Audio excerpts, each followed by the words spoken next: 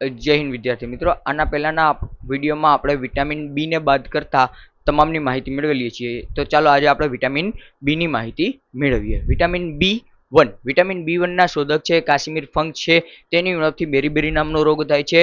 સ્ત્રોતની વાત કરીએ તો દરિયાઈ ખોરાક અને ઈંડામાંથી મળે છે. ત્યારબાદનો વિટામિન બી ટુ ની શોધ જે છે ડીટી સ્મિથ અને ઇજી હેન્ડ્રિકે કરી હતી. તેની ઉણપથી ચામડી ફાટવી, જીભ આવી, લાલ આંખ થવી જેવા રોગો થાય છે. સ્ત્રોતની વાત કરું તો લીલા શાકભાજી, દૂધ અને માંસમાંથી તે મળે છે. ત્યારબાદ વિટામિન બી થ્રી ની શોધ જે છે કેન્ડ્રેક એલ્વેહમ્જે કરી હતી.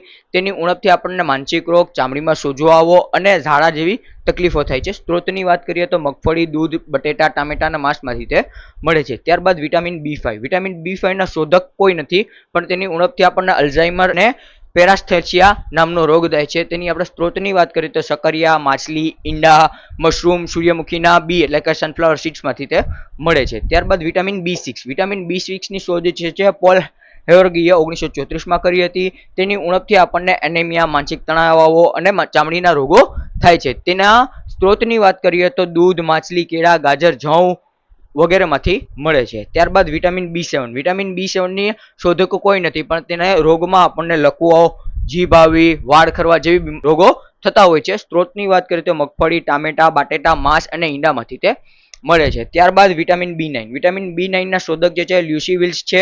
1933માં તેમણે શોધ કરી હતી. તેની ઉણપથી આપણને એનેમિયા, થાક લાગવો, ઊંઘ આવવી, યાદશક્તિ ઘટવી જેવા રોગો થાય છે. અને તેના સ્ત્રોતમાં આપણે વાત કરીએ તો પાલક છે, મેથી છે, એવાકાડો છે તેવા સ્ત્રોતમાંથી તે મળે છે. અને ફણગાવેલા અનાજમાંથી પણ તે મળે છે. ત્યારબાદ આપણે વિટામિન બી 12 ની વાત કરીએ તો વિટામિન બી 12 ના શોધક કોઈ નથી, પણ તેની ઉણપથી આપણને એનેમિયા નામનો રોગ થાય છે.